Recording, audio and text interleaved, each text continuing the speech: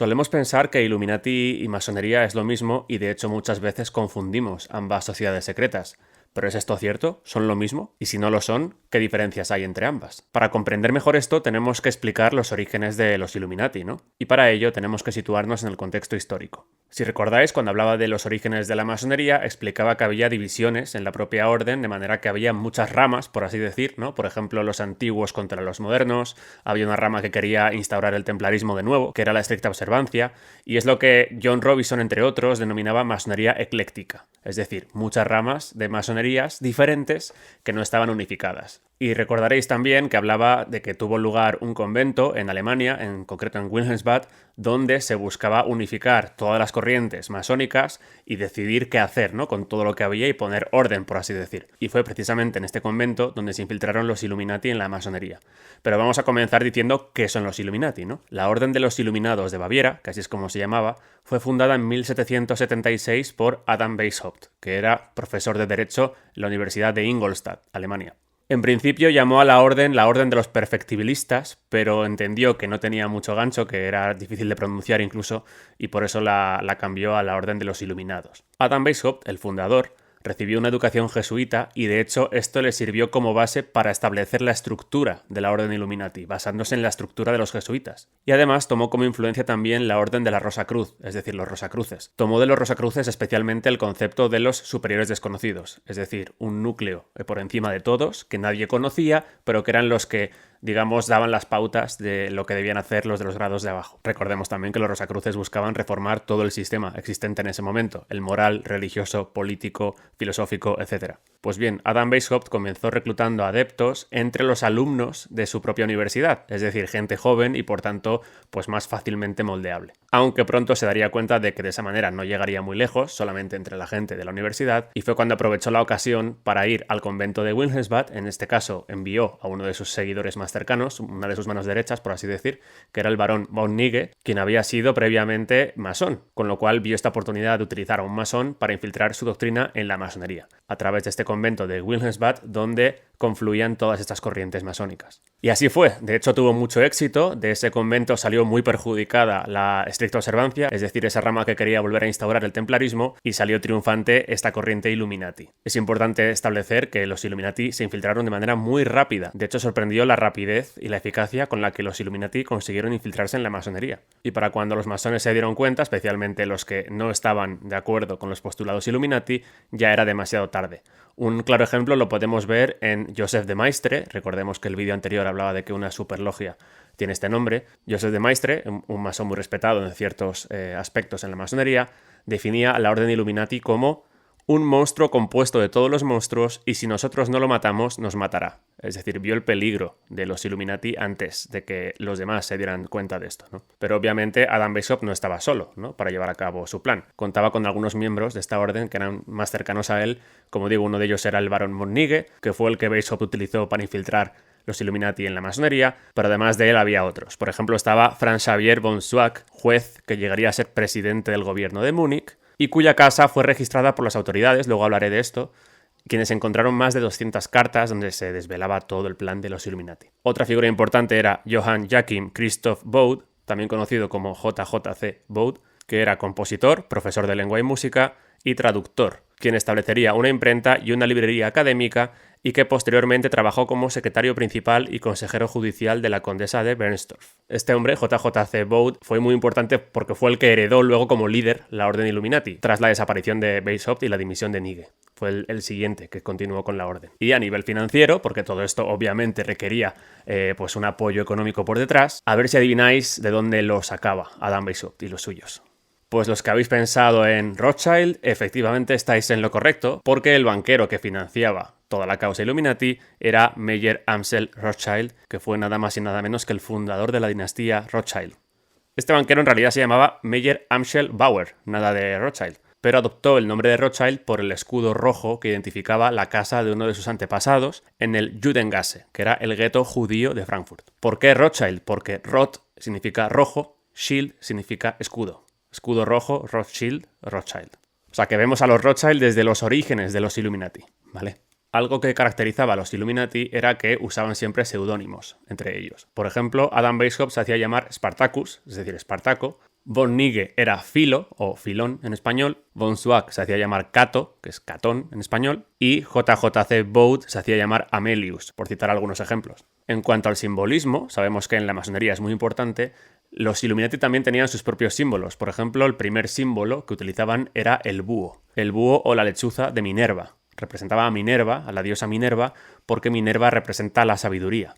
Esto lo usaban porque el búho puede ver en la oscuridad, es decir, es un iluminado porque tiene la capacidad de ver en la oscuridad. Por eso representa esa sabiduría de Minerva, ¿no? ¿Y cómo estaba estructurada la Orden Illuminati? Pues también se estructuraba en base a grados, al igual que la masonería. Estos grados eran neófito, minerval, hemos dicho que el búho representa a Minerva, Illuminati menor, aprendiz masón, compañero masón, maestro masón, es decir, los 3 grados de la masonería simbólica o azul, iluminado masón o masón escocés, iluminado dirigente o caballero escocés, sacerdote, príncipe, mago y rex, es decir, rey. Pero entonces, ¿qué es lo que buscaban los Illuminati? ¿Cuáles eran sus objetivos? Pues en su libro Inside the Illuminati, Mark Dice, que es este autor, recomiendo mucho su lectura, es en inglés, es lo único, pero si os gusta leer en inglés lo explica muy bien, resume los objetivos de los Illuminati en 5, que eran abolir las monarquías y reemplazar todos los gobiernos, abolir la propiedad privada y las herencias, abolir el patriotismo y todo lo que conllevase una identidad y orgullo nacional,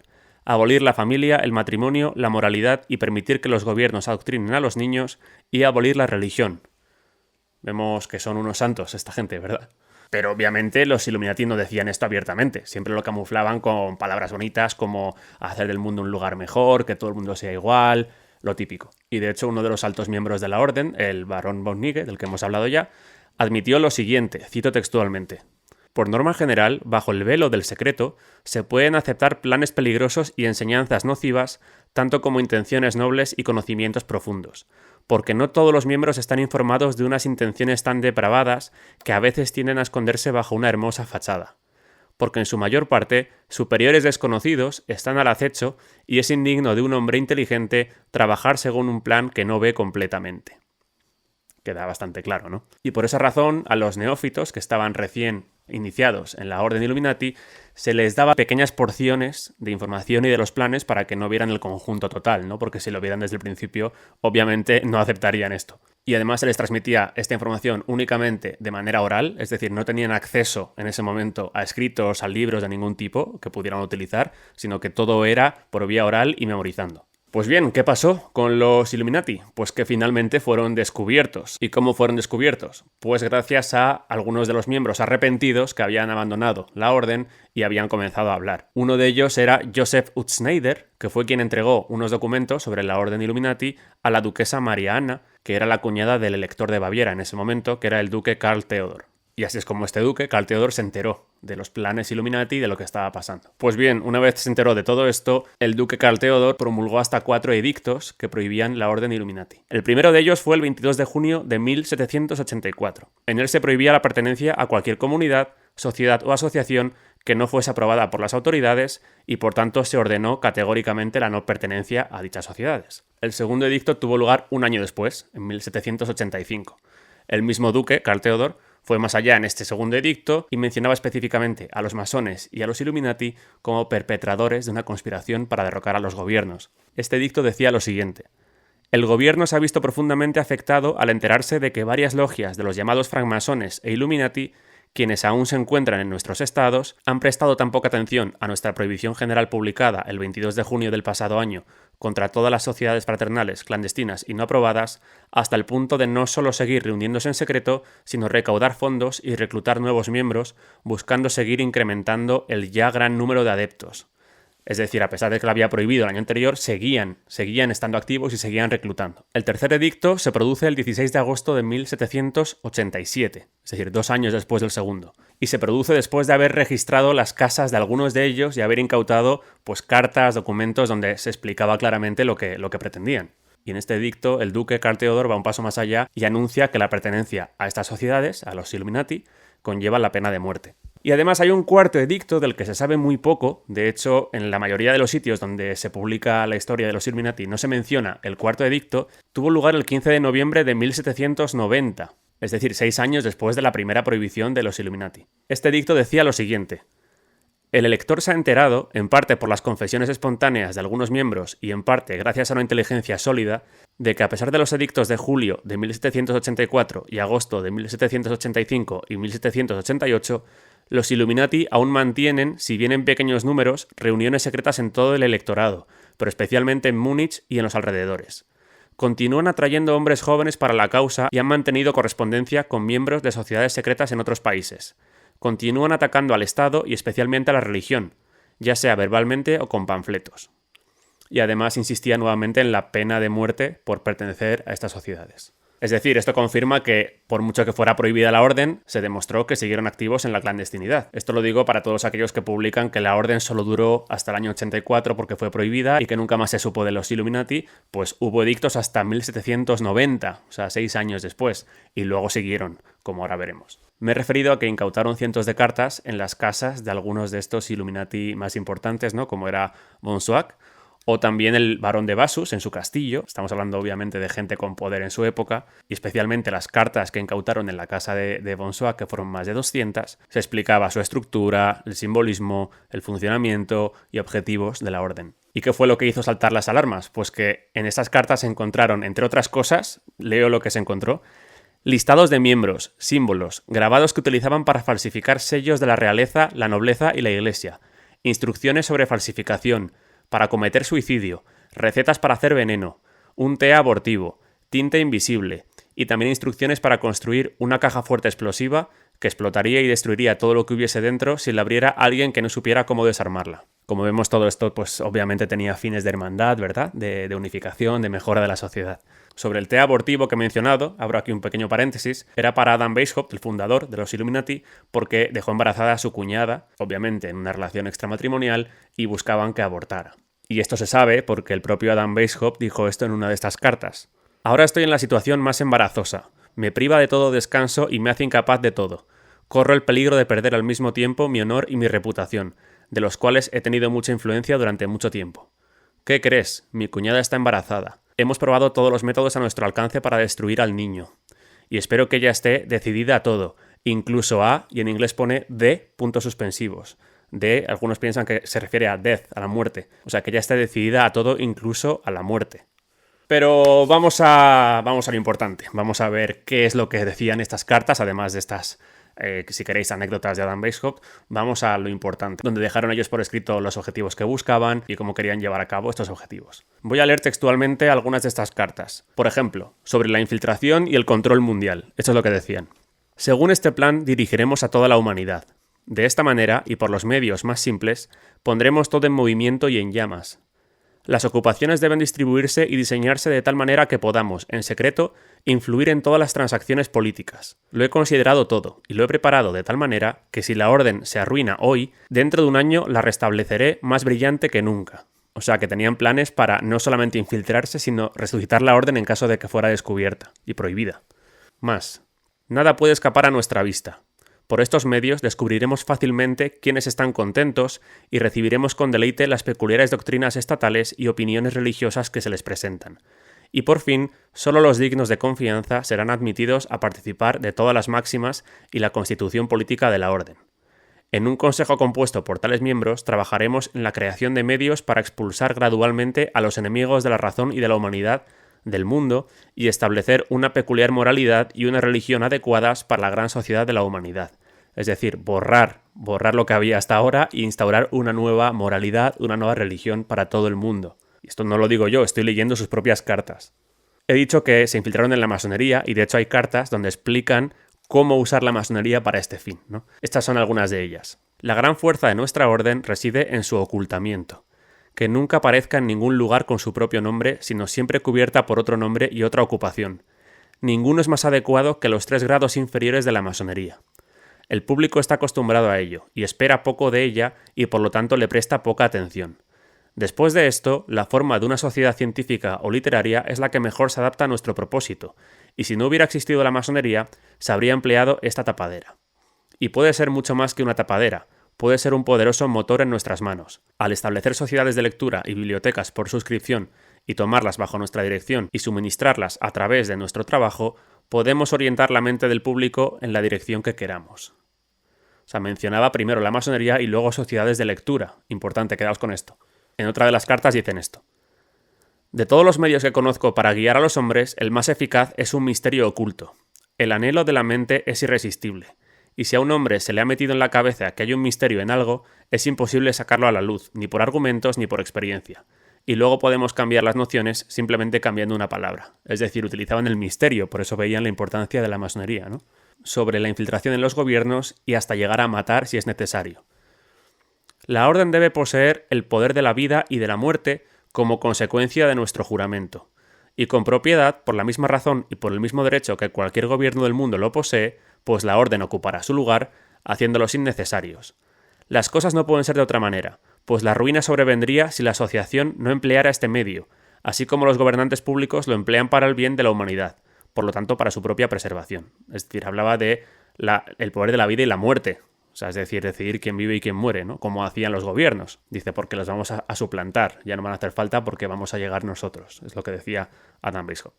También decía, la orden, por su propio bien y por tanto, ciertamente, colocará a cada hombre en la situación en la que pueda ser más eficaz. Los pupilos están convencidos de que la orden gobernará el mundo, por lo tanto, cada miembro se convierte en gobernante.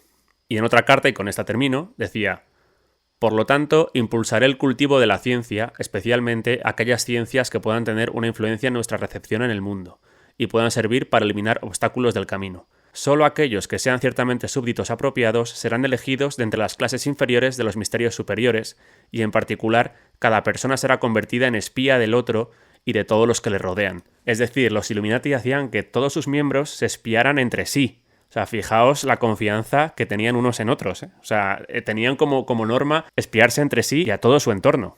Y hemos visto que decía, solo aquellos que sean ciertamente súbditos apropiados serán elegidos. ¿Y cómo elegían a estos súbditos apropiados? Pues los ponían a prueba. ¿Y qué prueba les hacían pasar? Pues presentaban al iniciado a un hombre que supuestamente, según le decían, había traicionado a la orden y decían que tenía que matarle. Le tapaban los ojos al iniciado y le daban un cuchillo. En ese momento, con los ojos tapados, cambiaban al hombre por un animal sin que él lo supiera y tenía que clavar obviamente el cuchillo. O lo hacía o no lo hacía, ¿vale? Si lo hacía, obviamente había pasado la prueba. Luego le quitaban la venda y había visto que realmente no había matado al hombre, pero estaba dispuesto a hacerlo. O sea, él pensaba que había matado al hombre, con lo cual había pasado la prueba de confianza de que el fin justifica los medios, ¿no? Hasta la muerte, como decían en sus cartas, tenían el poder de la vida y de la muerte. Si eras capaz de matar a un traidor, habías pasado la prueba. Si el iniciado se negaba, le decían que igualmente había pasado la prueba, pero realmente se quedaba donde estaba. O sea, no seguía ascendiendo en la orden y recibía la categoría que llamaban sta bene, es decir, está bien como estás. O sea, no vas a seguir más, quédate así, vas a seguir siendo parte de los Illuminati, pero no vas a seguir ascendiendo. Pues bien, ¿qué pasó después de que la orden fuese prohibida? Hemos visto 4 edictos que prohibían la pertenencia e incluso con pena de muerte. Pues Adam Weishaupt se exilió, desapareció, no se supo nada más de él. Por su parte, el barón von Nigel, que era la mano derecha de Adam Weishaupt, tuvo diferencias con él hasta el punto de abandonar la orden, y en ese punto, aparentemente, la orden ya dejó de existir. Pero realmente fue así. Recordemos que en una de estas cartas, la primera que he leído, Adam Weishaupt decía: lo he considerado todo y lo he preparado de tal manera que si la orden se arruina hoy, dentro de un año la restableceré más brillante que nunca. Y en otra de sus cartas decía que además de la masonería, la forma de una sociedad científica o literaria es la que mejor se adapta a nuestro propósito. ¿Vale? ¿Y qué pasó después en Alemania? Pues que poquito tiempo después de la desaparición, entre comillas, de la orden, comenzó a surgir una red de sociedades de lectura, o Reading Societies en inglés, que se conoció como German Union. Esta German Union, o esta red de sociedades de lectura, funcionaba igual que los Illuminati, es decir, había una estructura en base a grados y había un centro neurálgico donde nadie conocía quiénes estaban ahí, es decir, ese concepto de superiores desconocidos, otra vez, y era desde donde se decidía qué información llegaba a las librerías, otras sociedades de lectura, ¿no? No hace falta ni decirlo, pero bueno, en esa época no había obviamente televisión ni radio y la manera en la que difundían ideas era a través de libros y de revistas, que era lo que hacían estas sociedades de lectura. Y en ese sentido, recordar que la persona que siguió con los Illuminati como líder, JJC Bode, tras la desaparición de Weishaupt, tenía una imprenta y tenía una librería académica. O sea, vemos ahí la relación total. Y además fue esta persona, Bode, el que viajó a París varias veces, poquitos años antes de que estallara la Revolución Francesa, llevando las ideas de los Illuminati a Francia. Pero en Francia cambiaron el nombre de Illuminati por Filadelfes. Estableció una logia, que era la logia de Filadelfes. Y de hecho hay quien considera a Bode una de las mentes impulsoras de la Revolución Francesa, como digo, junto al duque de Orleans o el conde de Mirabeau, entre otros. Este último viajó a Berlín y fue ahí donde se impregnó de las ideas Illuminati también. Pero además del resurgimiento de los Illuminati en forma de sociedades de lectura en Europa, en este caso en Alemania y luego posteriormente en Francia, tenemos denunciantes de la época que decían que la orden había llegado a Estados Unidos. Este fue el caso del que fuera presidente de la Universidad de Harvard, Joseph Willard, que dijo lo siguiente: hay evidencia suficiente de que se han establecido varias sociedades de los Illuminati en esta tierra de luz evangélica y libertad civil que se organizaron por primera vez a partir de la Gran Sociedad en Francia. Sin duda, se esfuerzan en secreto por socavar todas nuestras antiguas instituciones civiles y sagradas. Estas sociedades están estrechamente ligadas a las de la misma orden en Europa. Todos tienen el mismo objeto a la vista. Los enemigos de todo orden buscan nuestra ruina. Si la infidelidad prevaleciera en general, nuestra independencia, por supuesto, caería. Nuestro gobierno republicano sería aniquilado. O sea, vemos aquí esta denuncia contra los Illuminati por parte del que fuera presidente de la Universidad de Harvard, no era un cualquiera.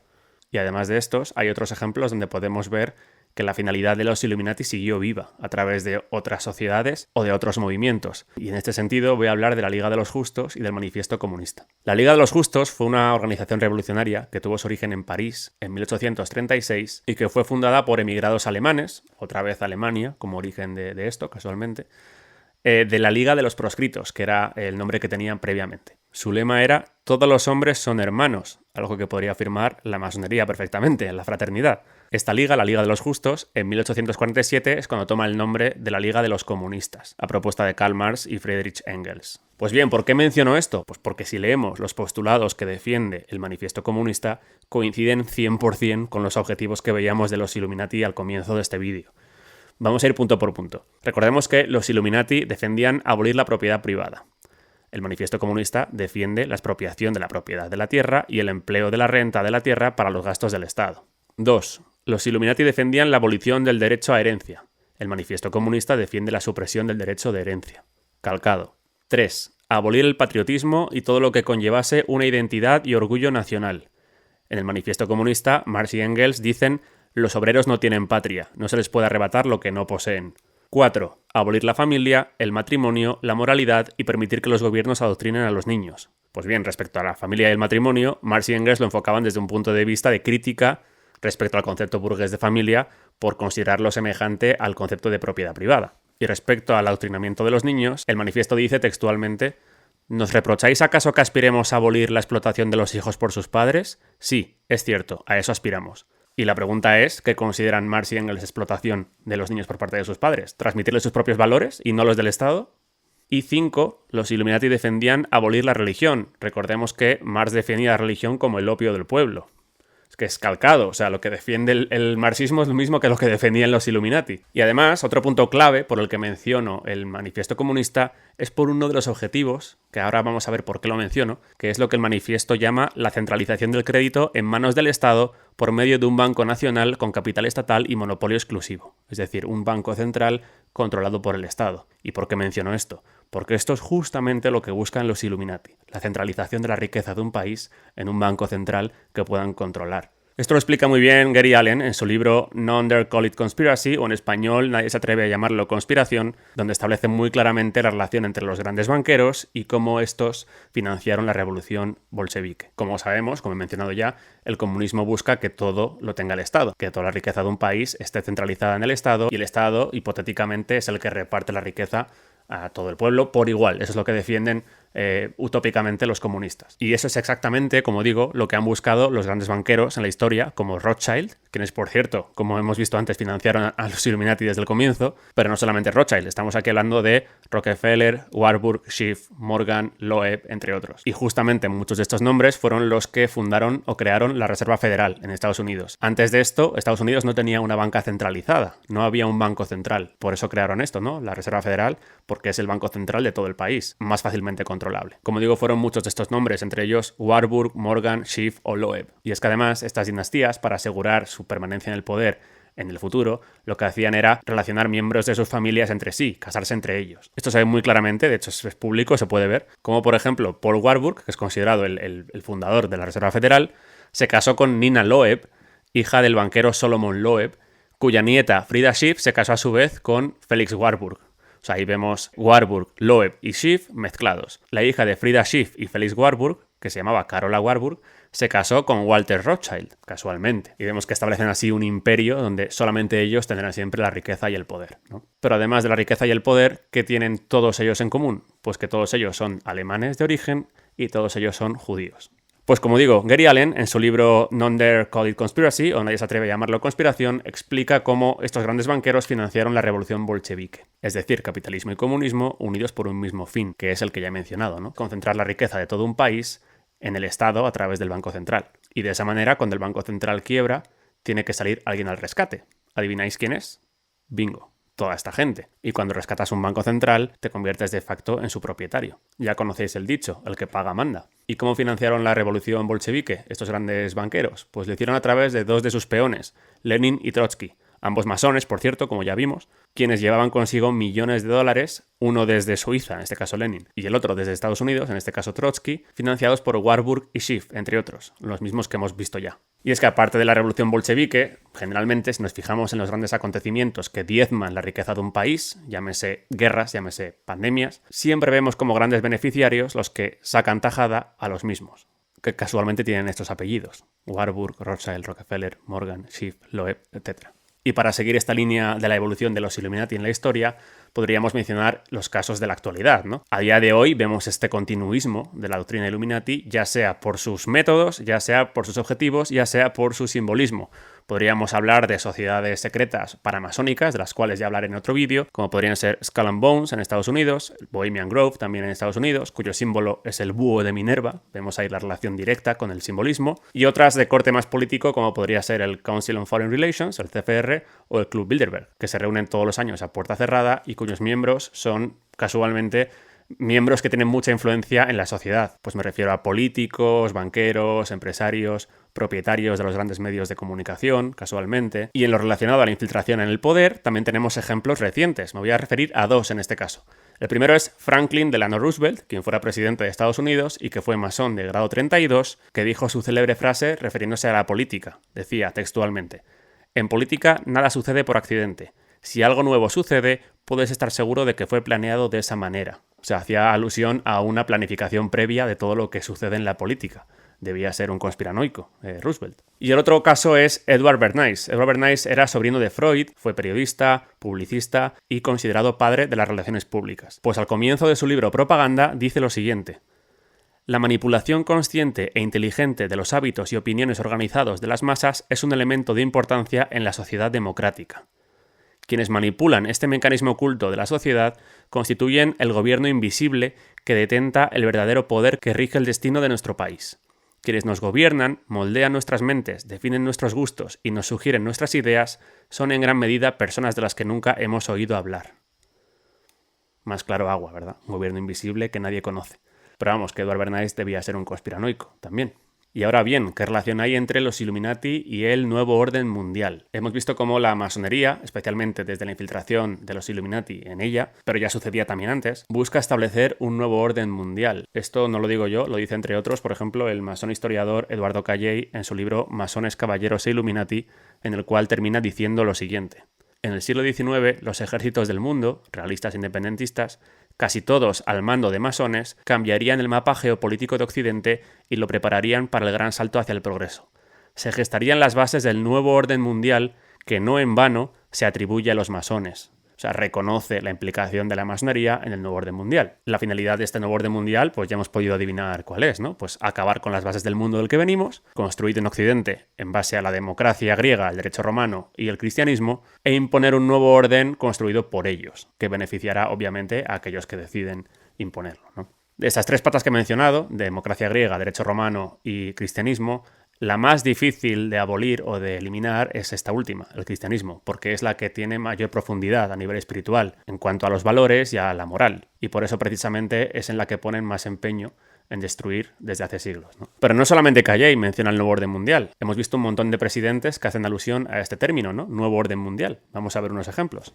We have before us the opportunity to forge for ourselves and for future generations a new world order. A world where the rule of law, not the law of the jungle, governs the conduct of nations. When we are successful, and we will be, we have a real chance at this new world order, an order in which a credible United Nations can use its peacekeeping role to fulfill the promise and vision of the UN's founders. It is a big idea, a new world order, a world in which there is the very real prospect of a new world order. After 1989, President Bush said, and it's a phrase that I often use myself, that we needed a new world order. There is a chance for the President of the United States to use this disaster to carry out what his father, a phrase his father used, I think, only once, and hasn't been used since, and that is a new world order. So that the problem of the Bush presidency will be the emergence of a new international order. Within the next 4 years, we will see the emergence of a new international order. The beginning of a new international order. The pieces are in flux. Soon they will settle again. Before they do, let us reorder this world around us.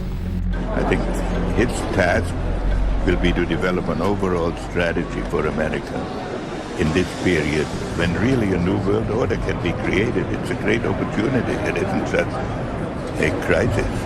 It's about the future of Europe and a new world order. There's a need for a new world order, but it has different characteristics in different parts of the world. But today, with Asia already outproducing Europe, India and China are clearly becoming part of our new order. We are now facing a common challenge. And the challenge is how to build a world order for the first time in history on a global basis. So, in conclusion, ladies and gentlemen, a new world is emerging. It is a new world order with significantly different and radically new challenges. The affirmative task we have now is to actually create a new world order. Good evening, everybody. President Obama and British Prime Minister Gordon today calling for a new world order to tackle our global economic crisis. And the president outlined his vision of a new world order in which the US would participate fully. We've got to give them a stake in creating the kind of world order that I think all of us would like to see. So I see a world order in the future with a multipolar world order. I think a new world order is emerging, and with it the foundations of a new and progressive era of international cooperation. But in a globalized economy, we are going to have to take global responsibilities, and there is going to have to be some semblance of global governance. Never before has a new world order had to be assembled from so many different perceptions or on so global a scale. Nor has any previous order had to combine the attributes of the historic balance of power system with global democratic opinion and the exploding technology of the contemporary period. And I strongly believe India will be a central actor in the new world order. There also exists an extraordinary opportunity to form for the first time in history a truly global society. 2009 is also the first year of global governance with the establishment of the G20 in the middle of the financial crisis. The climate conference in Copenhagen is another step towards the global management of our planet. New World Order is the headline in the Globe and Mail in Canada. Is this global governance at last? Is it one world, the central bankers in charge? But aren't we all just living and dying for what the central banks do? Of course we are. We are absolutely slaves to central banks. Por no mencionar el simbolismo Illuminati que vemos en un montón de películas, series, videoclips, conciertos, videojuegos a día de hoy. Obviamente para el que los conoce y los identifica. Y ya para concluir este vídeo, pues solamente decir esto, ¿no? Que por mucho que se diga oficialmente que los Illuminati dejaron de existir después de 9 o 10 años, hemos visto como el propio Weishaupt decía que ellos serían capaces de volver a resurgir pasado un año con otros nombres y más fuertes que nunca. Y de hecho hemos visto eso en la historia, ¿no? Hemos visto cómo la doctrina Illuminati ha seguido viva hasta día de hoy, ya sea identificando sociedades que persiguen sus objetivos, ya sea a través del simbolismo, ya sea a través de la acción Illuminati o masónica, desde que se infiltraron en la masonería en el mundo actual. Y hasta aquí el vídeo de hoy, espero que os haya resultado interesante. Si ha sido así, compartidlo y nos vemos próximamente.